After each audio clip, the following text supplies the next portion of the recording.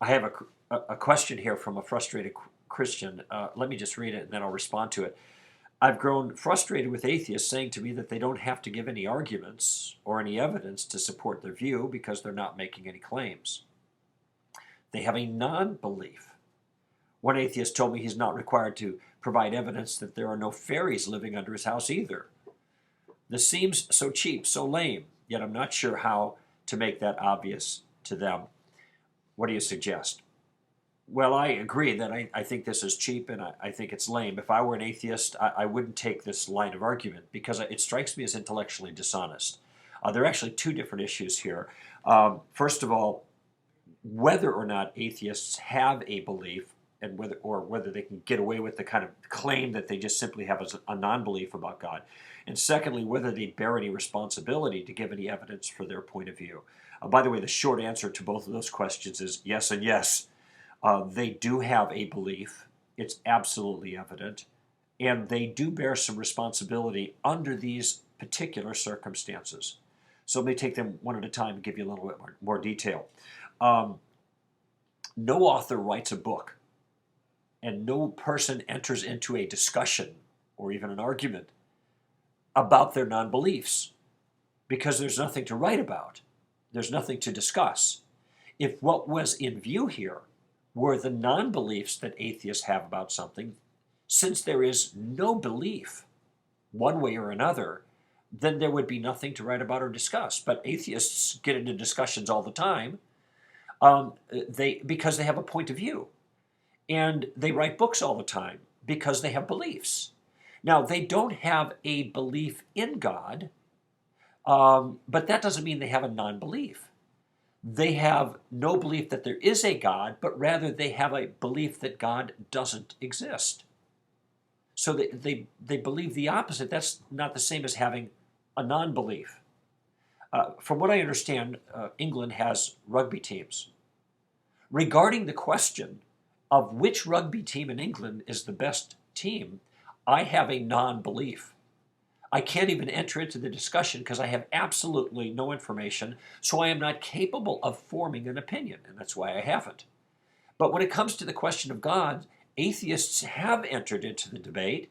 If they have entered into the debate, they are advancing positions. If they're advancing positions, then they're communicating convictions, and if they're communicating convictions, they're relaying their beliefs.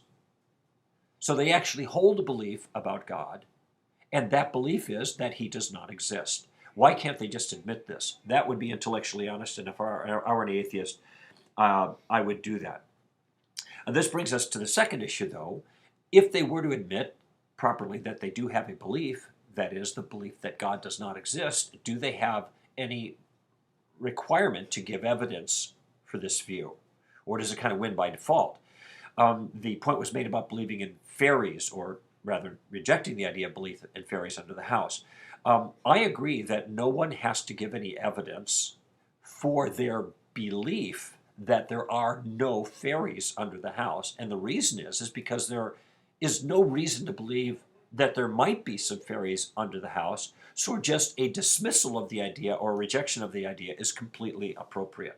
But that is not the case with the existence of God. Look at 99% of the people in the world believe in God. And they believe in God for good reason.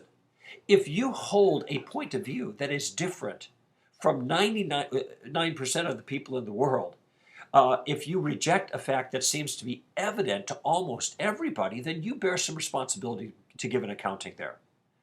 And the fact is, there are powerful arguments that have been advanced in favor of the existence of God. Now, some people may not think they go through, but there is evidence.